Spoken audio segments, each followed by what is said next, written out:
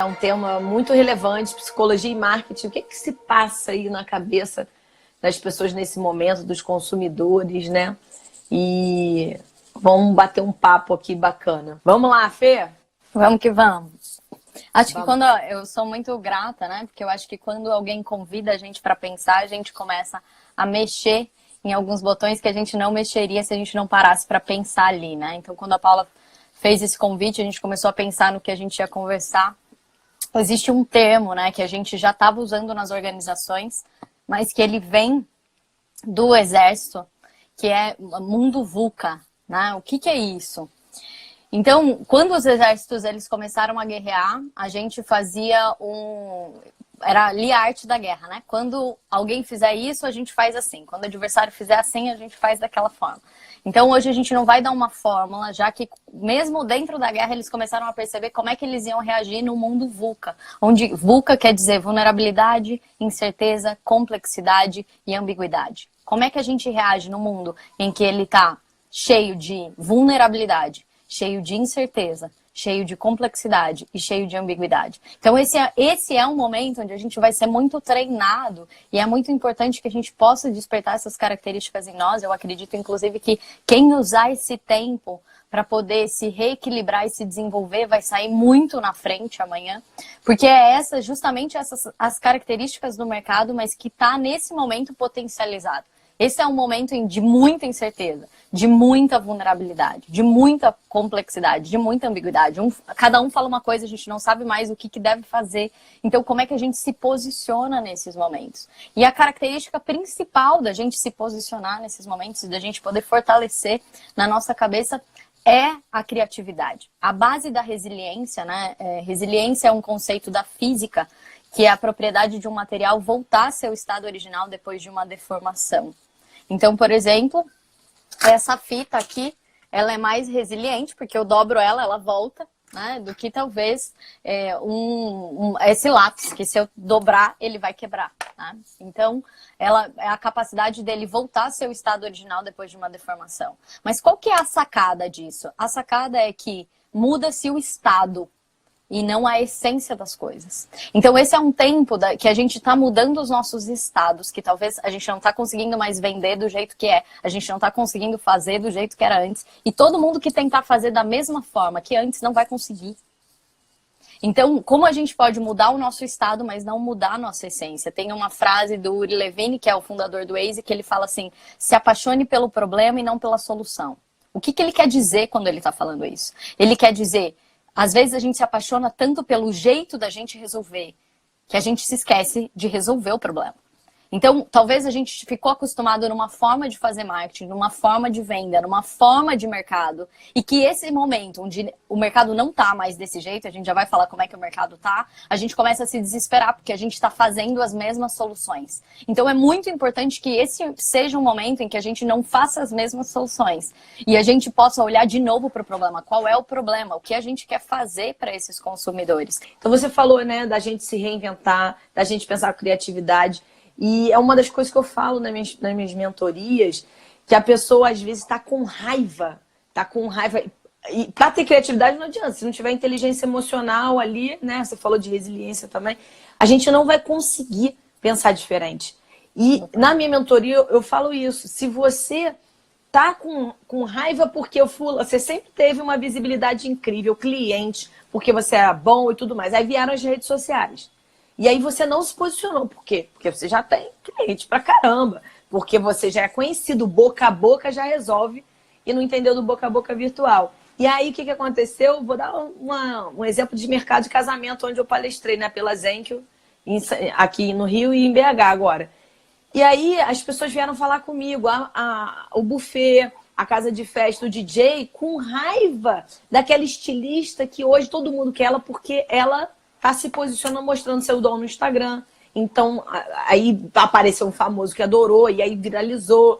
Só que ao invés de pensar diferente. Aprender, né? Aprender. Exatamente. Parar para pensar. Exatamente, se atualizar. Porque é a mudança, né? É a mudança. Exatamente. E é o que o momento traz.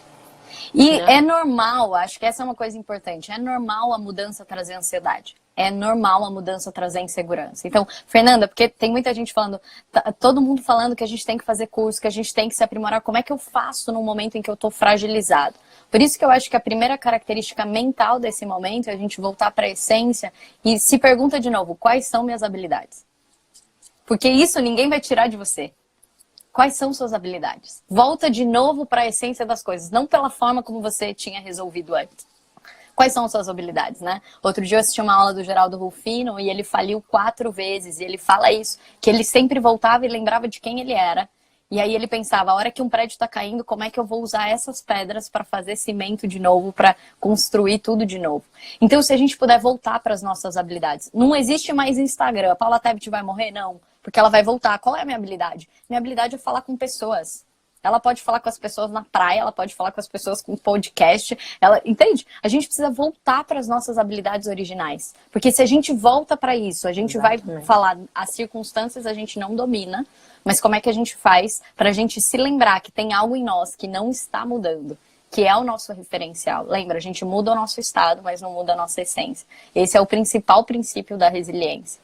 E hoje a gente quer pessoas resilientes que saibam fazer alguma coisa com isso. A gente está vendo que dificuldade que é a gente estar diante de uma crise porque as pessoas não sabem recriar, né?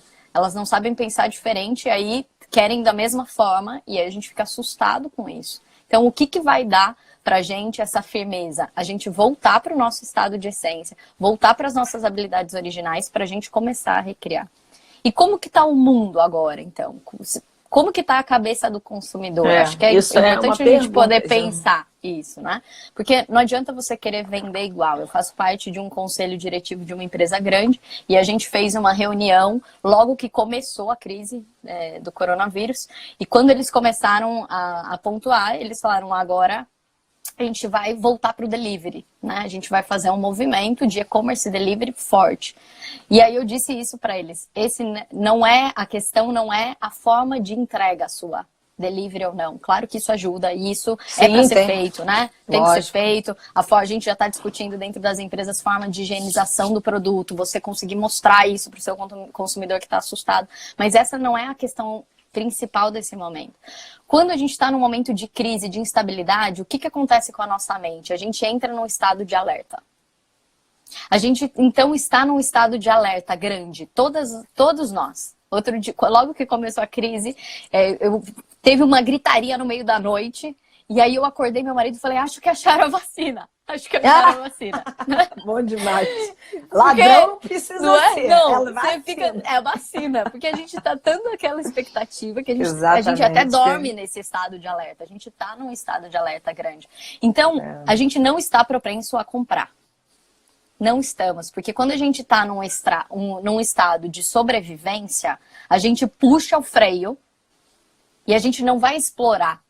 A compra, ela vem do nosso estado de tranquilidade, é quase uma brincadeira, é a nossa capacidade de buscar coisas, vem da nossa curiosidade.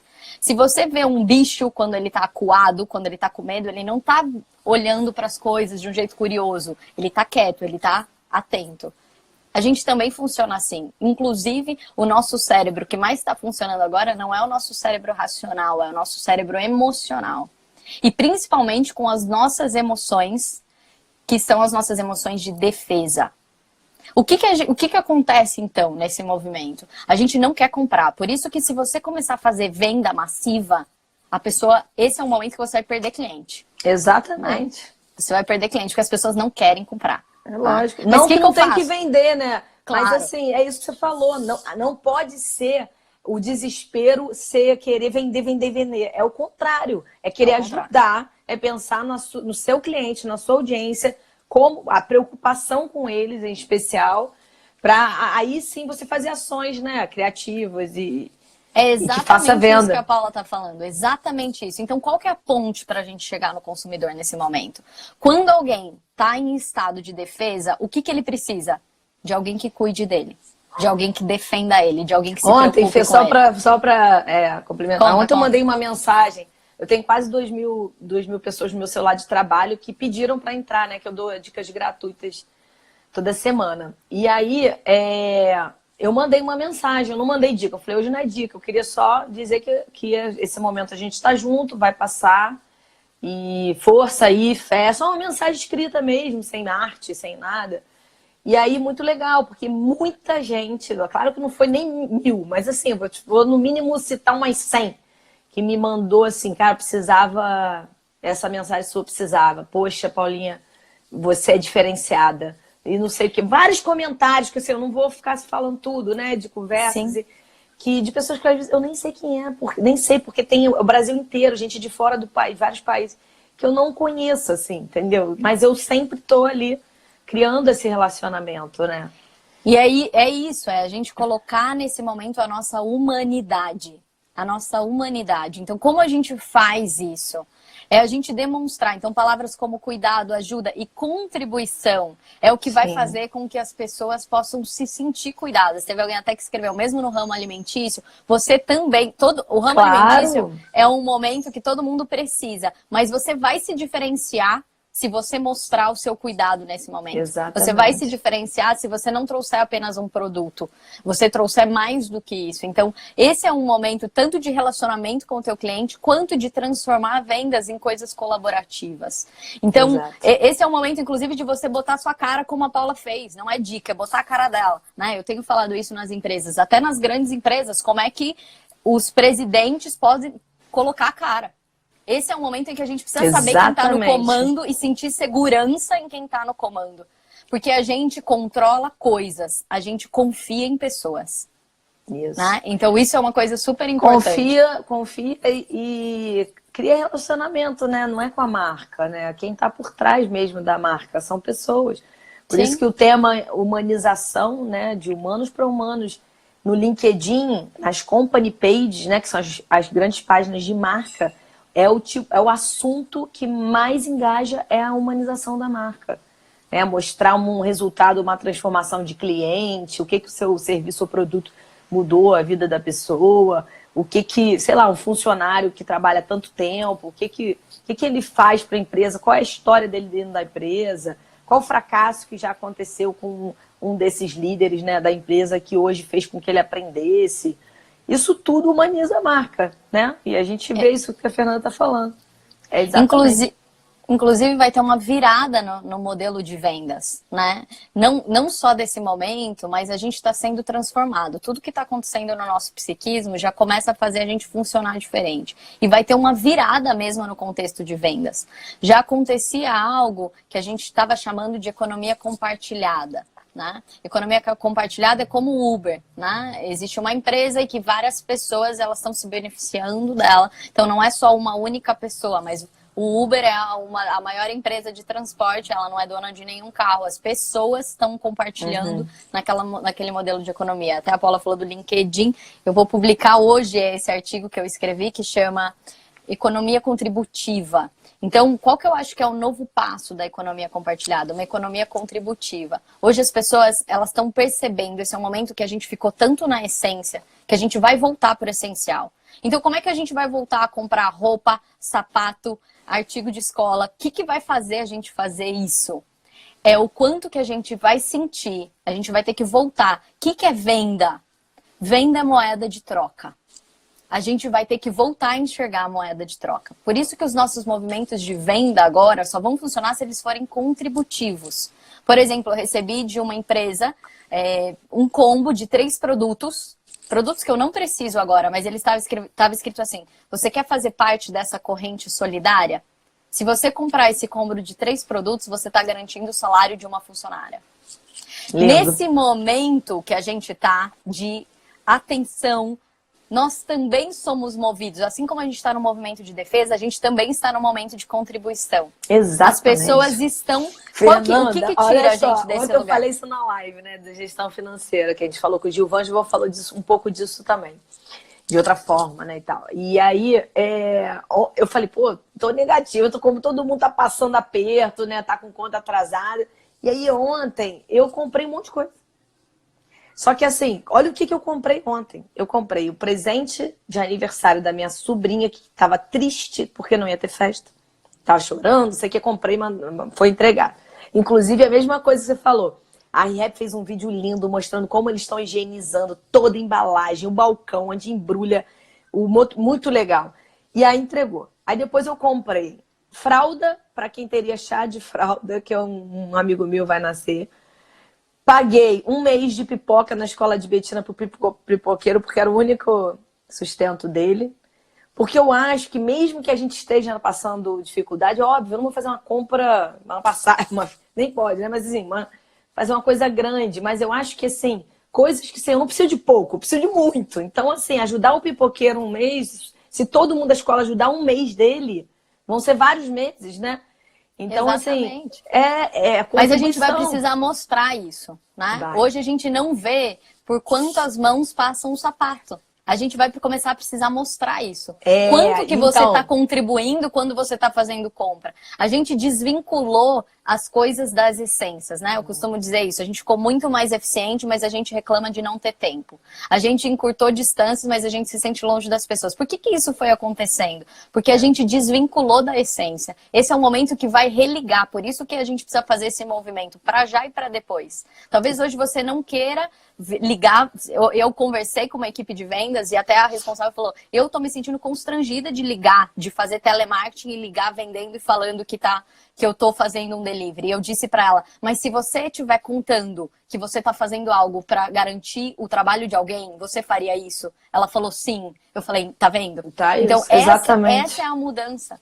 E quando a gente está despertando isso no nosso cliente, dele também ser contributivo, dele fazer isso junto com a nossa marca, a gente está mostrando para ele que ele também pode se ligar ao estado de potência dele. Então, o que tira a gente de um estado de alerta, de medo, quando a gente se liga a um estado de contribuição? Você não vai fazer isso por você. Você já viu, qualquer bicho que tiver acuado, se o filho dele tiver, ele fica forte e vai pular na frente.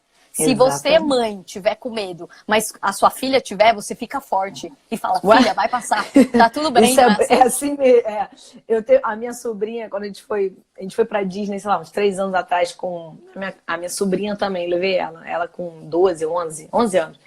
E aí a gente ficou presas. A gente ficou presa na Rocket, é uma montanha que sobe em 90 graus, eu e ela. Eu tenho claustrofobia, o negócio é todo preso. E ela também. Eu morrendo. Só que ela não me via. A gente ficou 20 minutos, meu marido não sabia o que tinha acontecido, com Betina, 3 aninhos, pequena. E laranja, e tinha umas argentinas atrás também chorando, era da idade de Lara sozinha. Eu falei, olha só, gente, eu na merda. Eu falei, calma, tá tudo bem, tá tudo bem.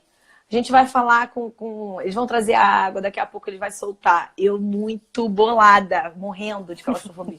Aí veio um cara passando, andando, guindaste, eu falei assim, comecei a falar inglês, né, que é um absurdo, que a gente estava sem água, e a minha sobrinha, o que você tá falando? Eu falei, não, tô falando só que a gente precisa sair. Aí tirou, aí quando foi tirar, gente, eu falei, tira ela primeiro. Tirou ela primeiro. Quando ele me tirou, eu caí no choro, chorava. E Lara, assim... Eu tô até arrepiada. Eu não sei nem se minha sobrinha tá aqui, porque às vezes ela entra. Agora ela tá com 14. Ela falou assim, tia Paulinha, mas a gente já foi solta. E eu também tenho claustrofobia. Foi muito assim, a gente segura, né? A gente... Sim. Porque tem gente pior, ou a gente quer a defesa, né, daquilo, né? Então, é o que você falou, né? A gente se liga com o nosso estado de potência. Então, esse é o momento da gente saber que a nossa marca não é só nossa, o nosso cliente faz parte dela. Ele está mantendo, sim, os nossos funcionários. A gente não ia estar vivo sem o nosso cliente. Esse é o momento da gente contar para ele que ele faz parte disso. Parte disso. A gente fazer uma corrente de contribuição. Então, hoje a gente tem criado maneiras de fazer essas correntes de contribuição, das pessoas poderem perceber isso. Então, muitas marcas, esse é o momento que as marcas começaram a se levantar com um propósito. A gente já falava de propósito nas marcas, né? Isso já era um levante. As marcas já se diferenciavam por isso. Hoje não é só diferenciação, só sobrevive quem tiver. É necessário. Hoje é necessário. Né? Então, no dia 2, quando começou a quarentena, várias marcas começaram a se posicionar com propósito. Várias marcas, né? Começaram a falar o que elas estavam fazendo, como elas estavam fazendo. E esse é o momento da gente poder mostrar para o mundo que a gente não está aqui só para vender um produto. Nenhum de nós. Né? Nenhum de nós. Se você está fazendo isso é muito pouco. Ah, você tem muito mais dom do que só vender um produto. É o que você faz através do seu produto. Quantas vidas você sustenta, quantas pessoas você traz alegria, o que você faz além disso. Tem até um grupo de consultoras que eu dou um trabalho com elas e elas começaram a ficar angustiadas porque os próprios clientes começaram a desmarcar. Né? Agora é uma hora que as pessoas estão com medo e aí elas começam a desmarcar horários, né? E aí elas vieram falar comigo e aí aconteceu uma coisa muito legal que elas fizeram, né? Elas fizeram uma reunião porque esses clientes começaram a desmarcar, elas falaram, vamos criar soluções para eles. Né? Primeiro eles choraram a dor desses clientes e eu vi isso, né? Não era assim, vou perder um cliente, é chorar a dor do cliente. Esse é um momento que a gente precisa chorar com as pessoas, né? Eu tô nisso aí. Não é? Porque você imagina quantas mensagens eu falei isso acho que já em 2 lives, mas o dono da Trigo, né? O grupo Trigo, que é dono do Espoleto, do Cone e tal, ele falou, se eu tivesse um conselho para dar para quem tem 1 milhão, eu investiria em mídias sociais. Então, você não tem noção quantas mensagens de ajuda, né? De perguntas, de ajuda, de divulga para mim. É óbvio que eu não tenho como, né? Imagina, não é nem metade dessa galera, só do meu WhatsApp, eu conseguiria. Eu tô respondendo a todos. Eu tô ficando no mínimo 2 horas por dia, além dessa rotina, né? De mãe, exercício de escola, casa e consultoria, marido, muito cansativo. Por isso que ontem eu dormi 2 da manhã de novo, né? Mas eu acho que é muito importante porque eu preciso pagar conta, todo mundo precisa pagar conta, eu entendo, tem gente que estava me pedindo consultoria, eu falo, quanto que você pode pagar? Aliás, tem gente não, quem está me procurando e fala, poxa, eu falei, quanto que você pode pagar? E a gente precisa, não tem jeito, tá todo mundo no mesmo barco. Então, se você não para ajudar, quem, sabe, já foi cliente seu, já te divulgou, isso é muito importante. Ajuda coletiva. É isso que vai fazer. Se a gente precisa um dos outros, eu já estava conversando isso com meu marido, né? A gente está em quarentena, na verdade, para que a gente não sabe quem tem o vírus, então quem tem o vírus é para dar o tempo dele ter o ciclo e acabar. Mas eu falei, mas se tiver um que saia, se tiver um, isso vai contaminar o próximo, e aí isso continua. Já não pensou, né? Então, a gente precisa um dos outros na nossa saúde, mas a gente precisa igualmente na economia. Então, é importante que a gente possa falar sobre isso, que a gente possa chamar cada um à ação. Esse é o momento onde vão se destacar aqueles que têm um propósito. E aqueles que não têm vão buscar isso, porque o mundo só vai aceitar a economia contributiva. A gente só vai fazer com quem contribui. Então, uma das soluções que uma consultora ela sugeriu para a pessoa, eles tinham uma padaria, e aí ela falou, a gente vai fechar, e aí o que faz? Eles deram a ideia para fazer chá da tarde e mandar para a avó, né? Então, os netos ligarem e mandarem chá da tarde para a avó. Que legal. Né? Faz 2 dias, 2 noites que eu mando pizza para alguém, né? E já mandei em São Paulo, e a pessoa recebe e eu faço jantar online com a pessoa. Então, como é que a gente pode fazer pequenas coisas nesse momento? E como é que a gente pode usar isso como um posicionamento de marketing? De você mandar uma pizza higienizada e você mandar um recadinho de que você está cuidando dessa pessoa. Esse é um momento de humanização e da gente poder usar a contribuição e falar a verdade. Trazer o nosso consumidor não como alguém que estava olhando na vitrine mais, mas como alguém que constrói e sustenta a sua marca. Esse é o momento da gente trazer um consumidor para a equipe. Porque quando o consumidor se sente na equipe, ele vai ver o quanto que, na verdade, ele está fazendo a diferença. Né? A Paula falou que ela comprou fralda ontem. Se ela tem muitas opções de fralda para comprar. Se tem uma farmácia que fala tantas fraldas, vai direto para manter tantos empregos. Total. Ela vai direto nesse. Porque a gente sabe do que a gente está fazendo para além da fralda. E a gente faz. Só que a gente esquece disso. Então isso é muito importante. O nosso posicionamento de trazer o cliente para dentro e a gente mostrar o que cada um contribui. A gente vai começar a ter um consumo não só muito mais consciente, mas a gente vai ter noção do que a gente faz dentro da economia, cada um de nós. Então é o momento da gente mudar a importância.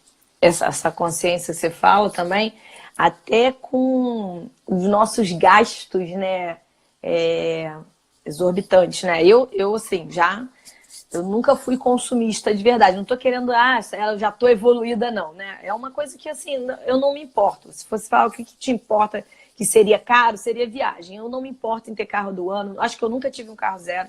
Acho que eu nunca tive um carro zero. Eu não ligo, assim, para coisas materiais, né? De estar ficando comprando roupa. Acho até, gente, precisa de roupa para palestrar e tal. Porque eu não me importo com isso, né? Só que a gente acaba, às vezes, gasta em coisas que você fala, eu tenho muita coisa, né? Assim, lógico que eu sou grata, a gente... Só que quando você realmente precisa cortar, você fala assim, o que eu tenho em casa já basta, né? O que eu tenho em casa já basta. E você vê, cara, dá para cortar muita coisa, né? Muita coisa. Sim, então, acho que o consumo consciente, ele vai vir de várias formas, né? Assim, Sim, sim. na sua casa, quando você for pensar se aquela marca está contribuindo também. Sim. Né? Eu acho Você que não é vai uma coisa global. Exatamente. A gente vai Grande. a gente vai fazer dois movimentos, um por necessidade e outro por contribuição, né? Eu tenho uma frase que eu sempre falo quando eu falo sobre propósito, né? Quando a gente é pequeno, quando você é criança, você precisa do outro. Tá? Quando você é adolescente, você sente que você é o dono do mundo, que você não precisa de ninguém. Quando você é adulto, você sente que só ser você é pouco. Aí você vai ter filhos, você vai criar uma empresa, você vai querer colaborar. Então, eu penso muito que isso é em níveis mentais e também é a forma da sociedade. Quando a gente é pequeno, quando a gente é pouco evoluído, a gente só se liga ao outro por interesse. Então, quando você é pequeno, você precisa. Você precisa do seu consumidor, você precisa do seu empregado, você faz uma live por interesse, você precisa. Quando você é médio, você se basta. Que é onde a gente parou na sociedade, a classe média. Qual que é a ideia da classe média? Você tem que se bastar, você não pode precisar de ninguém. O seu vizinho, você quer mais é que ele não encontre com você no elevador, você se basta. Só que o que isso fez? Isso não foi suficiente. E essa é a virada de chave desse momento. Porque quando você é grande, não é que você se basta. Quando você é grande, você contribui. Então, quando você é pequeno, você precisa. Quando você é médio, você se basta. Quando você é grande, você contribui. Então, a gente também vai fazer esse ciclo, né, dentro da economia. A gente vai fazer esse ciclo em termos mentais. E a sociedade vai fazer esse movimento de contribuição. Então, talvez a Paula ela não compre um artigo de decoração, porque ela não precisa. Mas se ela souber que essa empresa está contribuindo, que essa empresa está gerando um nível diferente de vida para os funcionários, que essa empresa está fazendo coisas sustentáveis, está comprando isso da galera lá dos indígenas e eles estão podendo ter uma qualidade de vida melhor, ela vai ter felicidade em contribuir até com isso. Às vezes nem como consumidora, né? Dar de presente, fazer um agrado, até... Você faz 2 vezes o bem, né? Você faz 2 vezes o bem. Aí você compra, não estou precisando de fralda. Aí você falou sobre a questão da empresa, o que está fazendo. Aí você compra a fralda, mas você repassa aquilo ali, né? Então, eu acho que o que você está trazendo hoje, Fernanda, é muito rico, assim. Esses dias eu estava vendo um vídeo esse lance do álcool em gel, as pessoas comprando, chegou no supermercado, não sei se chegou a ver, uma senhora... Uma coroa, ela pegou todas as caixas do supermercado, estava com uma filha que devia ter uns 12 anos, e o exemplo que ela estava dando de egoísmo, né? E aí uma senhorinha falando, não acredito que você pegou tudo, e tantas pessoas esperando, sei lá quantas caixas, 10, 20 caixas, e ela lá, pouco me importa. E às vezes a gente que já está, que isso incomoda tanto, né? Eu acho que, nem vou falar evoluída, né, gente? Porque tem várias coisas que eu ainda não sou evoluída, muitas. Eu tô falando no sentido disso, já incomoda muito isso, esse egoísmo, né? E tem ainda, né? E existe ainda muito. A gente é um povo, Brasil, vamos pensar no Brasil. O Brasil é um povo solidário. Mas não é só isso, né? Tem a questão do egoísmo, do pensar em si, do lucro, da ganância. Tem umas coisas que muita gente vai ter que dar uma virada aí. O que muda do nosso nível de egoísmo, né? Egoísmo, na verdade, o que acontece na mente da pessoa que é egoísta? Ela não sente que ela porta nada dentro. Então, ela precisa ficar segurando fora, levando vantagem do lado de fora. Então, na verdade, essa pessoa, ela não é que ela é má, né? Ela é uma pessoa que ela não conseguiu internalizar. Né? Ela não conseguiu sentir que ela possui dentro. Isso não tem a ver com você ter coisas ou não. Tem a ver com você colocar essas coisas dentro de você. Por isso que essas contribuições são diferentes.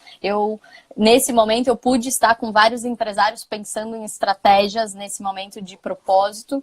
E dá para ver como é diferente quem tem propósito.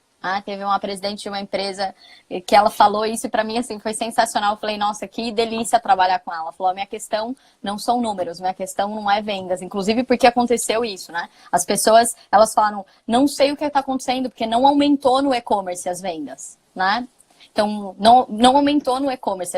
As pessoas achavam, assim, de bate-pronto, que era só a questão de você não ter forma de entrega, né? Ir para o online. Não é isso, as pessoas não estão comprando. Né? Não, até aumentou, né? 30%, sei lá, eu vi uma reportagem hoje ou mas ontem, muito mas pouco assim, do que esperava. E não é todo mundo que vai para online, não é toda empresa que é necessária nesse momento, né? Produto, e a e o que você questão tá falando também. Não é o meio, não é o meio, a questão é o porquê.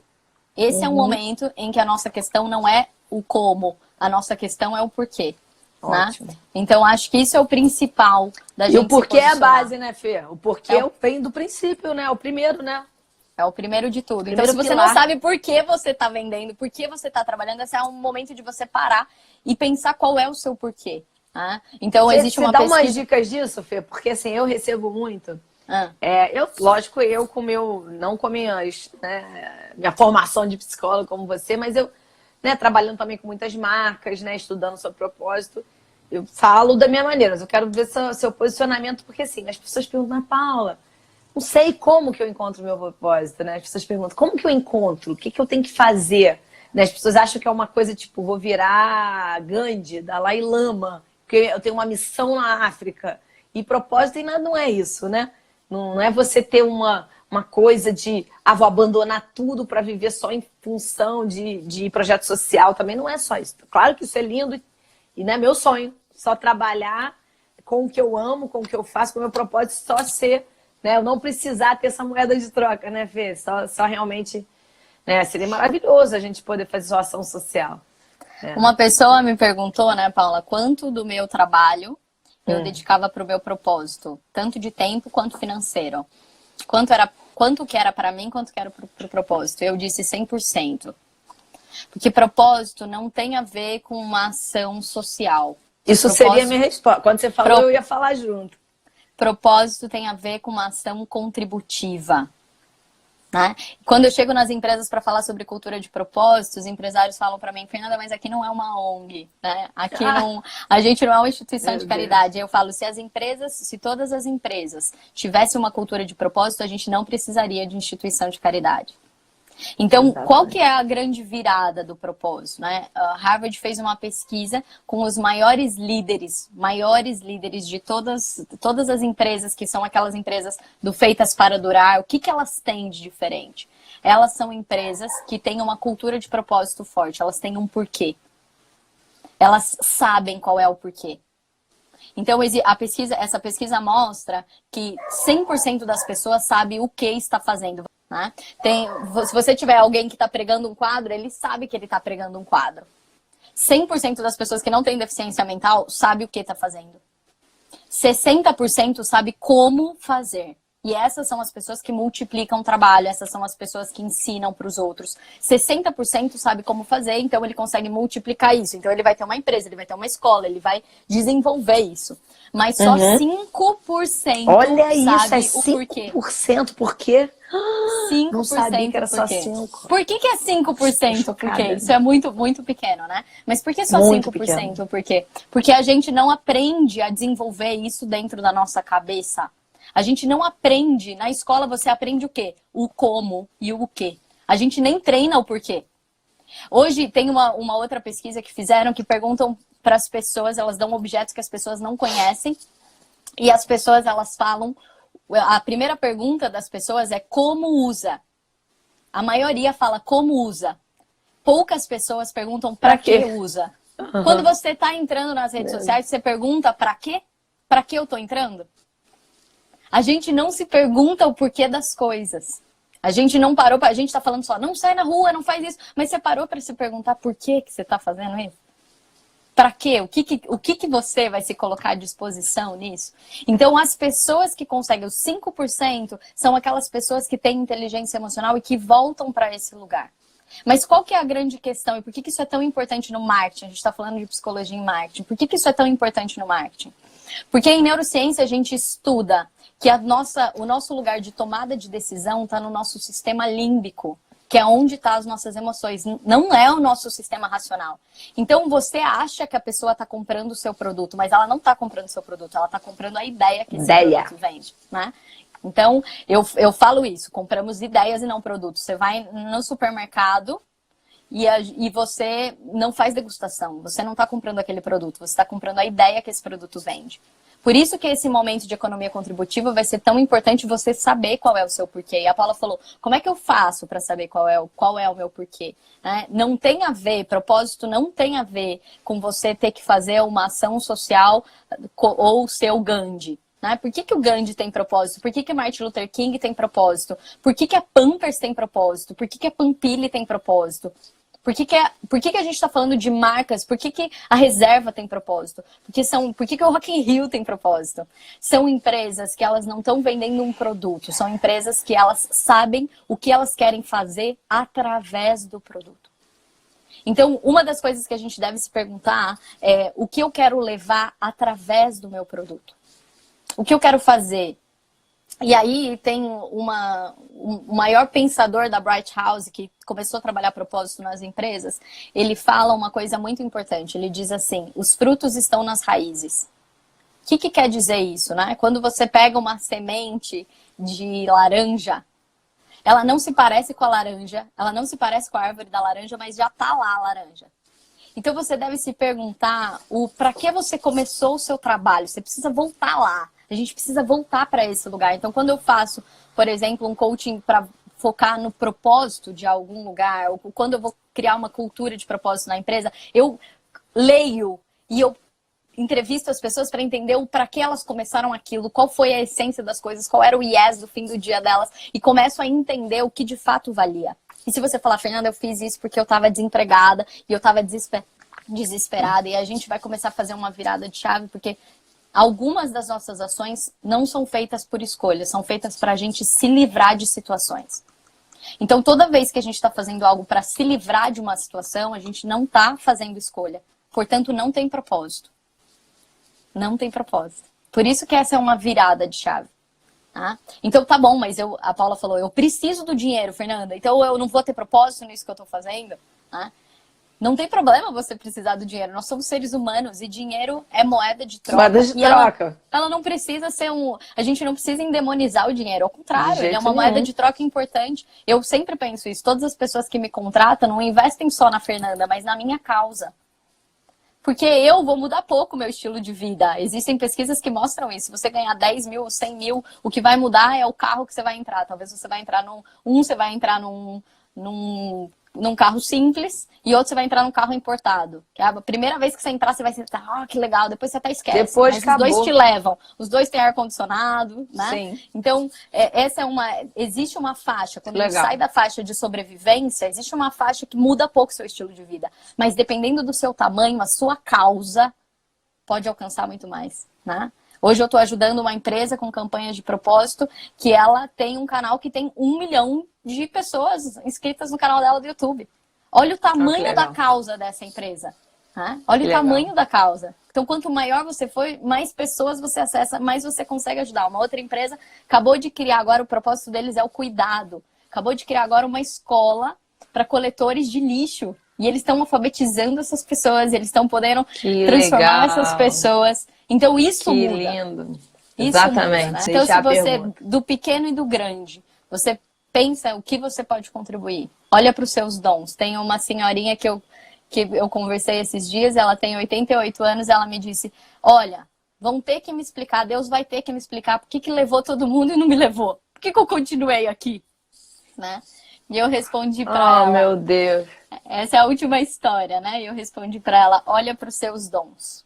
Gracinha. Se quando você olha para os seus dons, dom, na verdade, é uma habilidade, um presente que a gente carrega, mas não foi você que ganhou. Né? É um presente que você trouxe para os outros. né? O seu propósito está muito ligado com os seus dons. Né? Então, olhe para os dons que você tem, volta de novo para a essência, para as habilidades e entenda que esse é um presente que você trouxe para os outros. Toda vez que a gente não entrega esse nosso presente, toda vez que a gente não exerce os nossos dons, o mundo perde. Essa é a pergunta.